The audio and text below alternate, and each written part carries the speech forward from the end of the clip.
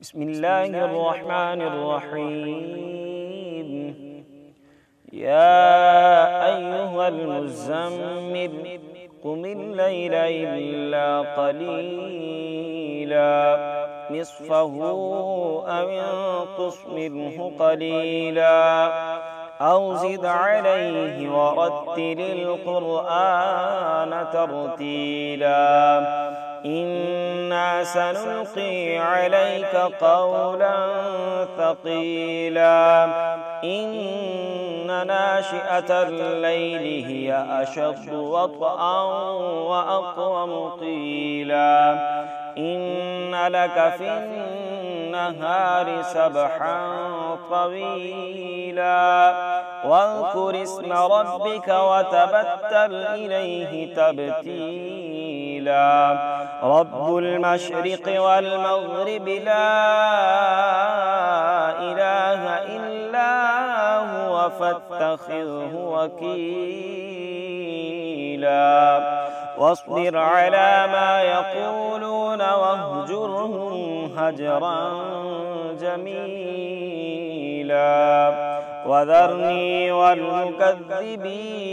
أولي النعمة ومهلهم قليلا إن لدينا أنكالا وجحيما وطعاما ذا غصة وعذابا أليما يوم ترجف الأرض والجبال وكانت الجبال كثيبا مهيلا إنا أرسلنا إليكم رسولا شاهدا عليكم كما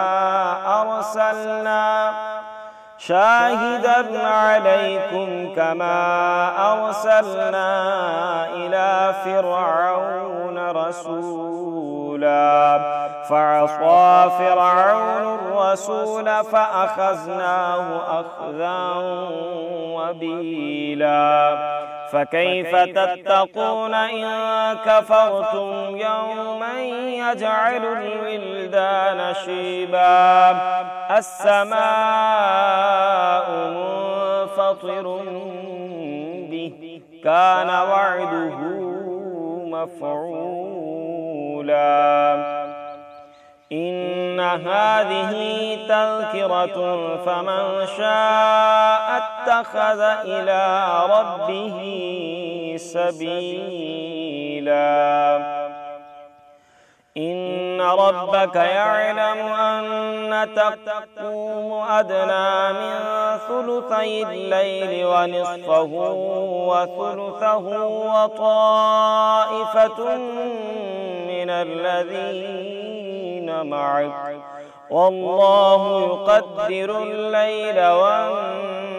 والنهار علم أن لن تحصوه فتاب عليكم فاقرؤوا ما تيسر من القرآن علم أن سيكون منكم مرضى وآخرون يضربون في الأرض يبتغون من فضل الله وآخرون يقاتلون في سبيل الله فاقرؤوا ما تيسر منه وأقيموا الصلاة وآتوا الزكاة وأقرضوا الله قرضا حسنا وما تقدموا لأنفسكم من خير تجدوه عند الله هو خيرا وأعظم أجرا واستغفروا الله إن الله غفور رحيم